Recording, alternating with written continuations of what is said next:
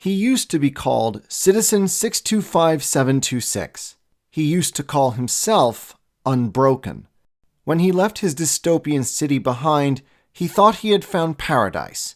What he found was uglier and darker than anything he could have imagined. This is his story. This is Inferior. Now available at Amazon, Smashwords, and at studiobrainstorm.net. Links in the description.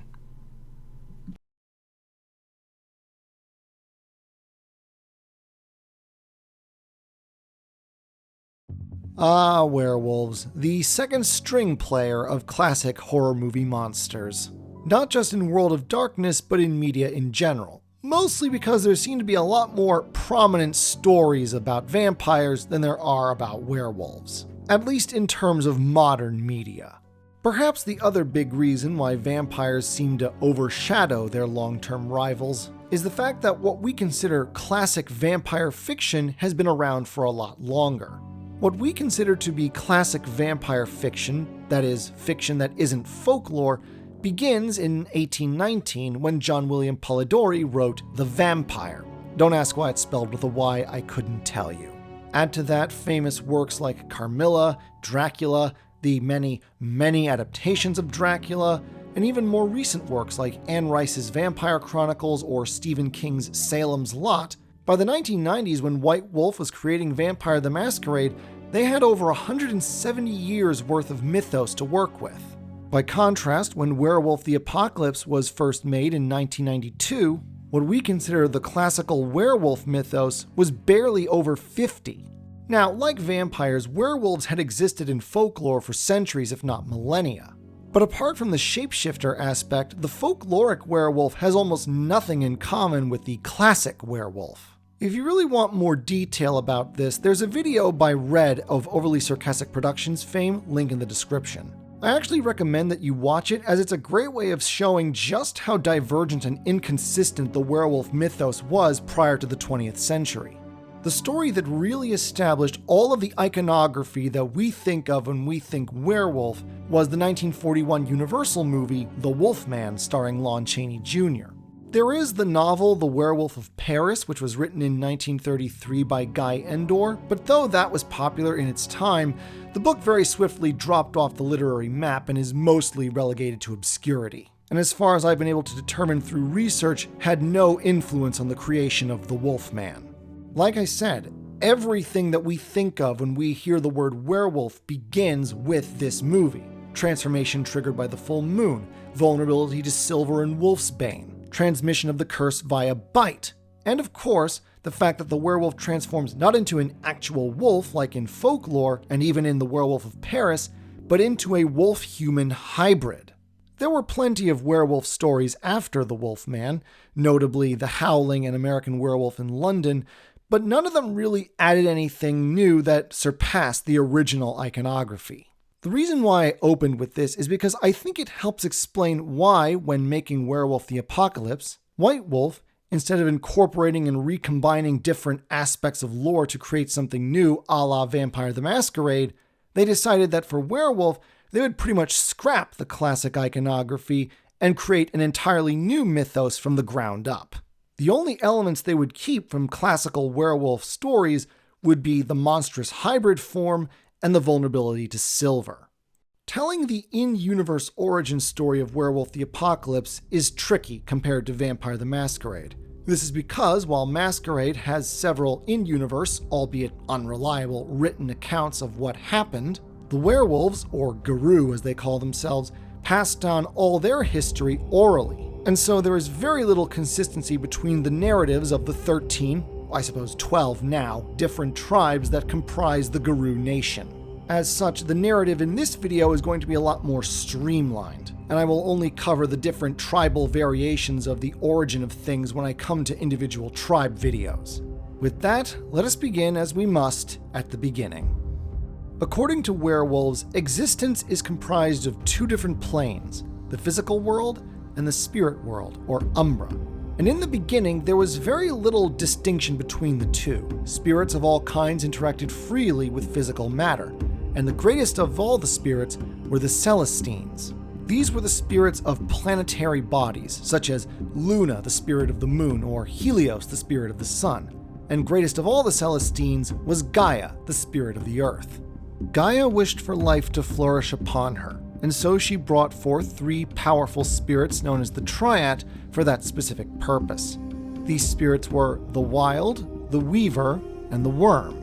The Wild is a spirit of pure creation. It is possibly the most inhuman of the Triad, as it has no ego or motive of its own beyond simply creating things. It is mostly a passive entity that does nothing but create ideas and concepts and then flinging them out into the ether of both the physical and spirit realms. The Weaver is the spirit of order. Her job is to take the ideas and concepts produced by the Wild and give them physical shape and purpose.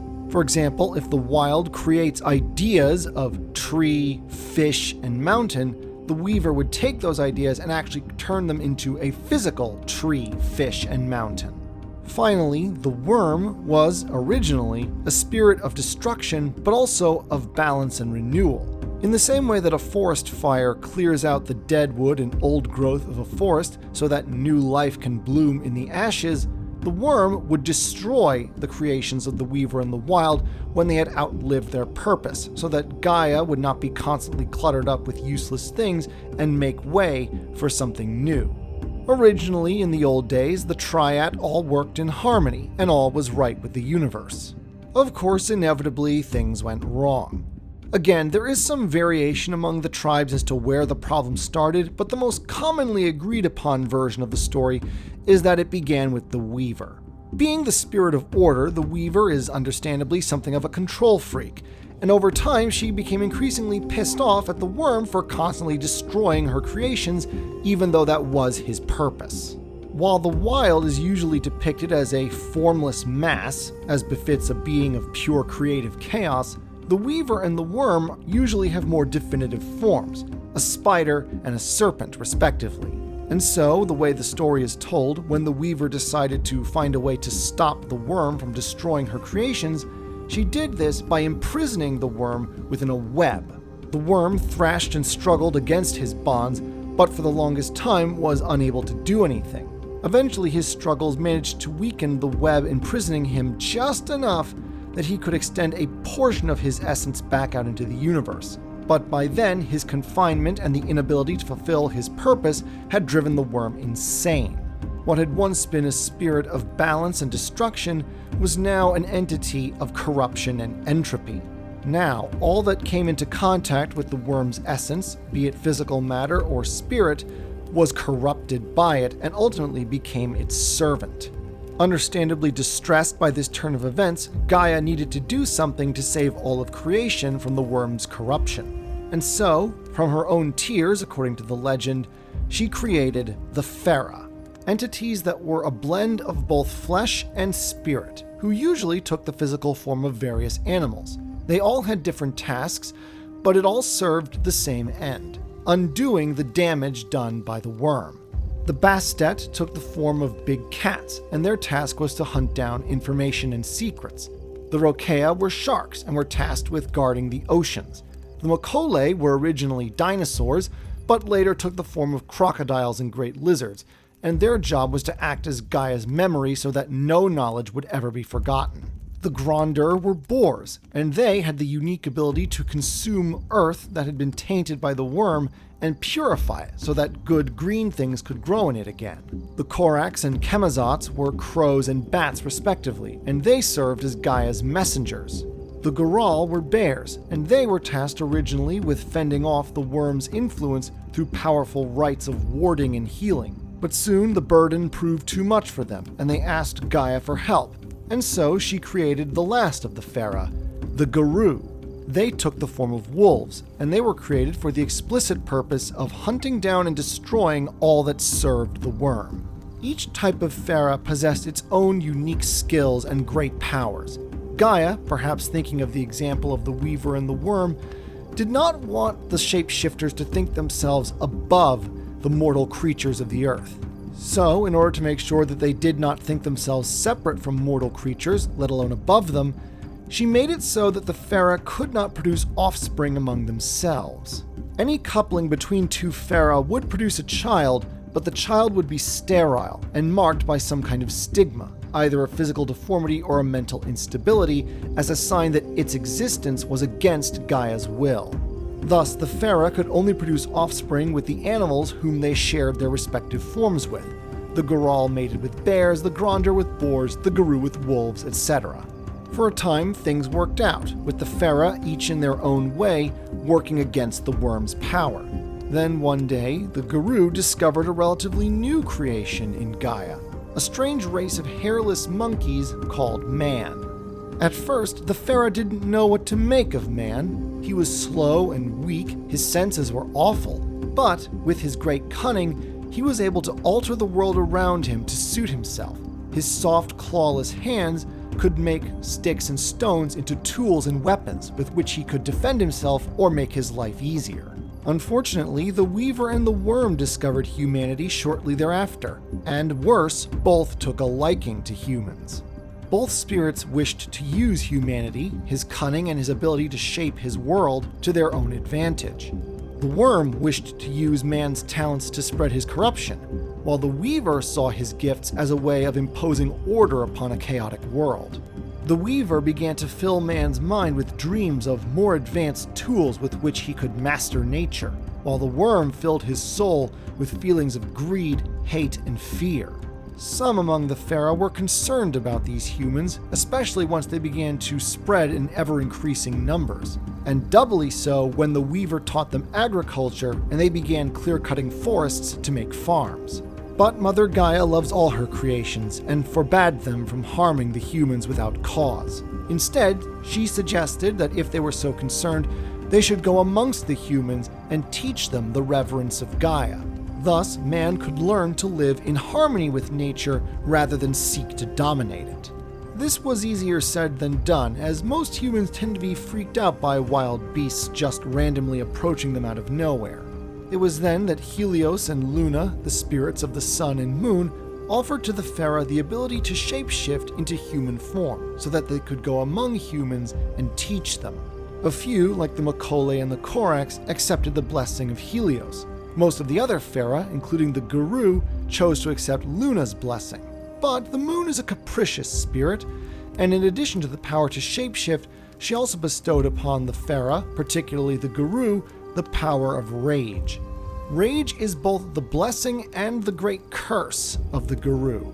Rage is a great source of power, which is especially useful in combat, either against the worm's mortal minions or against corrupted spirits known as Banes. But it also means that rage can cause a Garou to lose control of himself and go into a berserk frenzy, which can often lead to the death of innocents, especially if those innocents happen to be nearby. With Luna's blessing also came about the concept of the auspice. When a werewolf undergoes his first change, he or she obtains an auspice, which functions as a character class and also determines how much innate rage they have. The auspice is determined by which phase of the moon the first change happens under. For example, there are the Ragabash, those that transform first under a new moon. They have the least amount of rage, and in brief, functions as the rogues and pranksters of Garou society. Those that transform under a crescent moon are the Theurges. They have the closest ties to the spirits and often have the most mystical abilities. Half-moons are called Philodoxes, and they serve as judges and arbitrators. Gibbous moons are called Galliards, and they serve as lore keepers and bards. Finally, the full moon, the Aurun, possessed of the greatest amount of rage. If all Garou are warriors, the Aurun are by far the greatest of warriors. This ability to turn into humans also led to the establishment of the three breeds. A werewolf's breed is determined entirely by their parents. It also determines how much mystic power or gnosis they possess. A Garou with one human and one werewolf parent is known as a Homid. Because humans are pretty distant from nature, especially in the modern nights, Homid Garou have the lowest amount of gnosis. They undergo their first change when they achieve sexual maturity, which is usually in their early to mid-teens. Meanwhile, those with one wolf and one werewolf parent are known as Lupus. They are much closer to nature and have the highest amount of gnosis. They undergo the first change at the age of 2. Finally, the Metis, the sterile offspring of two Garou parents. They have a middling amount of gnosis and are often stigmatized by their fellow werewolves for their sterility and for their disabilities, which are a manifestation of the proof that their existence is a sin against Gaia. They undergo their first change between the ages of 6 and 10. Another reason the Metis aren't well liked relates to the forms a Garou can take. Like all Fera, werewolves have 5 distinct forms they can shift into. On one end of the spectrum is the human form, which is also called the Homid form. At the opposite end is the wolf form, or lupus form. Between these two extremes are the glabro form, essentially a hairy, heavily muscled humanoid a la the Wolfman, the hispo, the giant direwolf form, and right smack in the middle is the krynos, or war form. The krynos is what most people today think of when they think werewolf, a giant muscular simian creature with sharp teeth, claws, and the head of a wolf. Homid werewolves are born as humans. Lupus werewolves are born as wolves. The thing about the Metis is that they are born in the krynos form, and unfortunately, it seems that a baby krynos is born with all their teeth and claws. This means that many a newborn Metis has often killed its mother by clawing up her insides as it comes into the world. At any rate, this was how the Garou and other Fera lived right through the Mythic Age up until what we would call the Stone Age, guiding and teaching humanity even as they took mates from among the human race. The thing about Garou mating with non-Garou is that not every child born is going to be a full-blooded Garou themselves. These humans and wolves, however, do possess certain mild abilities and are often known as kinfolk. But perhaps the most important detail about kinfolk is that a mating between a Garou and a kinfolk is far more likely to produce a full-blooded Garou than a mating between a werewolf and an ordinary human or wolf. As a consequence of this, the Garou nation, now divided into 16 different tribes, laid claim to certain specific groups of human and wolf kinfolk. Partly because since kinfolk have a stronger connection to the spirit world and nature, they could help the Garou more easily spread the teachings of Gaia, but also because kinfolk could serve as breeding stock. Despite the Fera's best efforts though, as the Stone Age advanced, things began to change, and not always for the better. Gaia began speaking less and less often to her servants, and as time went by, the physical and spirit worlds began to separate. A barrier known as the Gauntlet began to form between the two.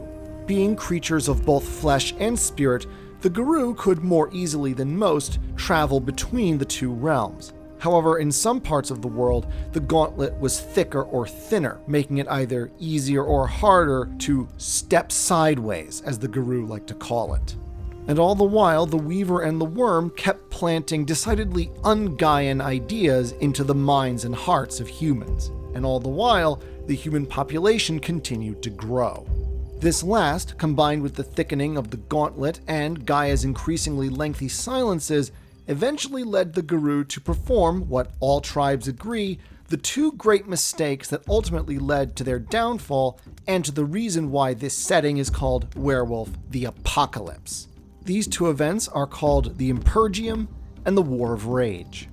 The Impergium happened when the werewolves decided that there were just too many humans in the world and that this threatened the balance of nature. Thanks to their cunning and all the ideas the Weaver was putting into their heads, humans were rapidly becoming the world's apex predators, apart from the Fera themselves, obviously. And it was feared that in order to feed their ever-growing population, the humans might actually hunt various species to extinction. It's never mentioned in any of the source books, but this does suggest that the Impergium might roughly coincide with the Pleistocene mass extinction event. The idea is that at the end of the last ice age, a combination of warming global temperatures, the emergence of new diseases that flourished in these temperatures, and overhunting by humans brought about the mass extinction of various species of Ice Age megafauna like the mammoth. The only way to avert this, so the werewolves reasoned, was to keep the human population down, and the only way to do that was a mass culling of the human race. And that is essentially what the Impergium was. Well into the modern night, the tribes of the Garou nation have their own divergent opinions on the Impergium, whether or not it was handled properly, or whether they even should have done this at all. At least 4 tribes were so opposed that they took their own kinfolk and abandoned the Guru nation for parts unknown. One tribe went southeast and, by way of Indonesia, wound up in Australia. There, in the absence of a native wolf population, they learned secret rites from the were-lizards that allowed them to interbreed with the native thylacines as well as the humans, thus creating the tribe known as the Bunyip. Meanwhile, the other 3 dissenters, known as the 3 Brothers, took their kinfolk across the Bering Land Bridge and into North America, which they then proceeded to divide up among themselves. Younger brother laid claim to the frozen wastes and forests of Alaska and Canada and became known as the Wendigo, a tribe of fierce warriors. Eldest brother favored the deserts and plains of the Southwest and became known as the Uktena, a tribe of mystics dedicated to discovering secrets. Middle brother, who served as the mediator and peacemaker between the two, favored the lush forest and river country east of the Mississippi and called themselves the Croatan. Meanwhile, back in the Old World, the remaining 12 tribes continued the Impergium. Roughly around the same time, they came into conflict with the other shapeshifters, thus kicking off the War of Rage. Like the Impergium, there are many different reasons as to why the War of Rage started, or whether or not it was worth it. The one thing the tribes all do agree on is that ultimately the War of Rage was a mistake. It was a war the Guru ultimately won, but it was a Pyrrhic victory. As a consequence of this, the other changing breeds were devastated, suffering massive casualties. At least 2 changing breeds, the Were-Aurochs known as the Apis and the Were-Boars known as the Grondir, are confirmed to have been driven to extinction. The Were-Bears are also generally believed to have been wiped out, though a few insist that even now some Were-Bears still exist in the modern Knights. Regardless, even though the Guru technically won, the War of Rage was a net loss for the servants of Gaia, because now, since they'd been killing each other in massive numbers, there were now that much fewer of them to contend against the worm. Worse, with the Goral and the Grondir effectively gone, the rites of healing and purification unique to their respective breeds was lost. Now, there was little to no hope of reversing the damage done by the worm. All the Pharaoh could hope for now was a stalemate. As a result of the War of Rage, the other changing breeds utterly despise and resent the Guru. Even those who live in the modern Knights are held responsible for the actions of their ancestors thousands of years ago. At the same time that the War of Rage was coming to an end, again, the timelines aren't exact here, the Impergium was becoming increasingly unpopular among the 12 Old World tribes. Thus, the tribes assembled in a meeting known as the Concord, where it was agreed that the Impergium wasn't doing any good and should be ended. Also at the Concord, the Guru hammered out a series of laws known as the Litany, by which they have governed themselves ever since. Unfortunately, the damage was already done. Generations of culling had embedded in the humans' collective psyche a pathological fear of werewolves known as the delirium. Even in the modern Knights, if a non-kinfolk human sees a werewolf in full Krynos form, they will go into delirium. The effects of delirium can range from lashing out at the werewolf in panic-fueled anger to going flat-out catatonic. To make matters worse, the humans, who were by this point sick and tired of living in fear of the monsters that lurked beyond the firelight of their villages, had begun to fight back against that which went bump in the night. To put the cherry on top, though no one knows how, they also discovered the werewolf's fatal weakness. Back when the Thera had accepted the gift of shapeshifting from the spirits of the sun and moon, those that had accepted the gift from Helios gained a vulnerability to gold, while those, like the werewolves that had accepted the gift from Luna, became vulnerable to silver.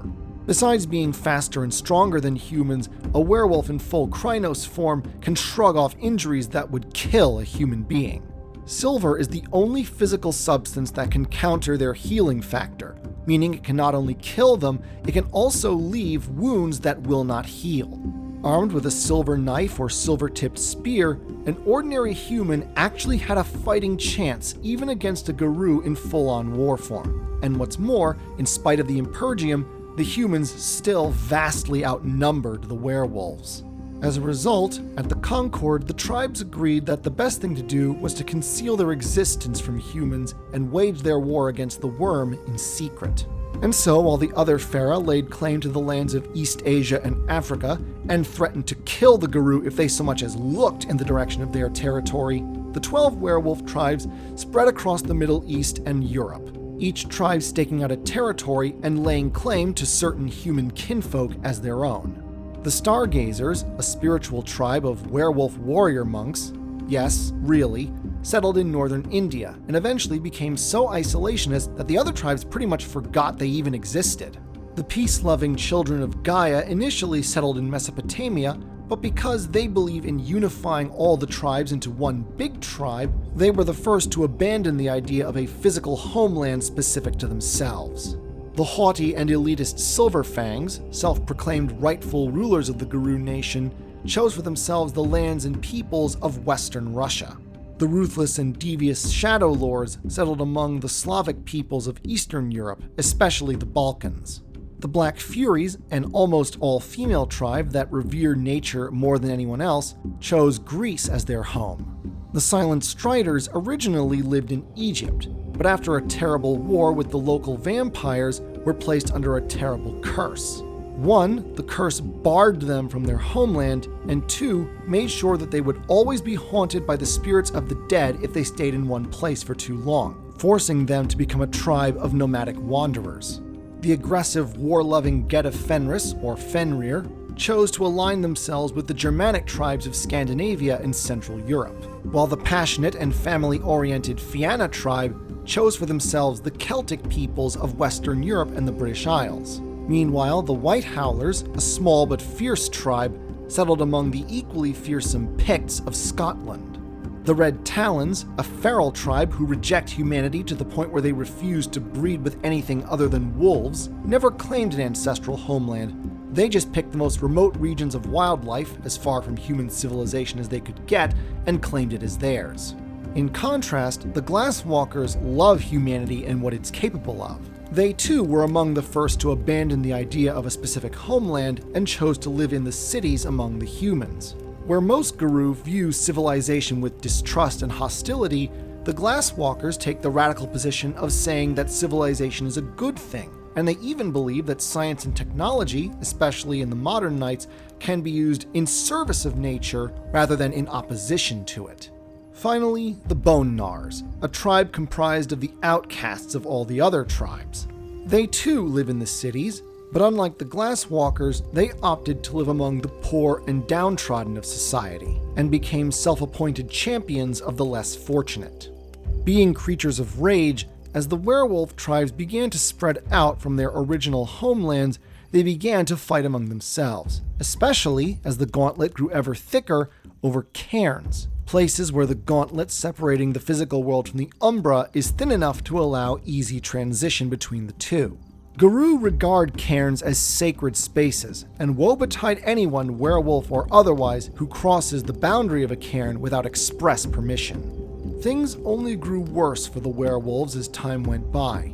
During the Roman invasion of the British Isles, the White Howlers, either through hubris or desperation, made several mistakes that led to them being the only werewolf tribe that has fallen to the worm.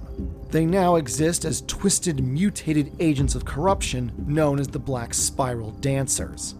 During the age of colonialism, the European tribes not only rediscovered the Stargazers, but also the Bunyip in Australia and the 3 North American tribes. Unfortunately, things continued going from bad to worse. A combination of several misunderstandings on the part of both sides and a good deal of prejudice on the part of the European Garou resulted in a second war of rage between themselves, the American Garou, and the other changing breeds they shared the continent with. Just as with the first war of rage, this only made things even worse. Among other things, it resulted in the extinction of yet another changing breed, the werebats, massive Garou casualties, especially on the part of the American tribes, resulting in centuries of bad blood, and the unintended release of several powerful Banes that had been sealed away by the Uktena tribe because they were too powerful to be destroyed outright. One of these Banes, known as the Eater of Souls, was so dangerous that in the late 16th century, the Croatan sacrificed every last member of their tribe in a powerful rite to stop it. The Second War of Rage only came to an end in the late 19th century when the remaining tribes were forced to work together to stop an even more powerful Bane known as the Storm Eater. Perhaps the darkest chapter of this period of werewolf history took place in Australia, where the Bunyip tribe had always been treated with suspicion by those Garou that had accompanied the European colonists. Partly because of the Bunyip's secretive nature, and partly because of their practice of breeding with thylacines rather than proper wolves. Seeing an opportunity, the Black Spiral Dancers were able to manipulate the European Garou into waging another war upon the Bunyip, the so-called War of Tears, which resulted in the complete extermination of the Australian Garou. Once the Industrial Revolution kicked off in the late 1700s, the werewolves realized that their struggle to maintain the balance had gone from stalemate to lost cause. With new, more advanced technologies imparted to them by the Weaver, and with the worm constantly inflaming their base desires, humans achieved a mastery over nature unprecedented in the history of the world. Forests were cleared to make way for farms and towns. Mountains were excavated or blasted to make way for railroads. The skies were choked with the smog of factories.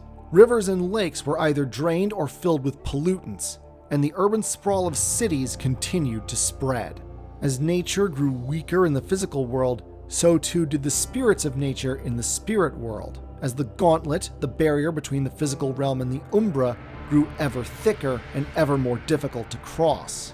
And so we come to the modern nights, where the Garou not only have to contend with Black Spiral Dancers and Banes, but also corrupted mutant humans known as the Fomori, and, most sinister of all, the massive evil megacorporation known as Pentex, which has subsidiaries all over the world in every major industry and whose board of directors are all knowing minions of the worm.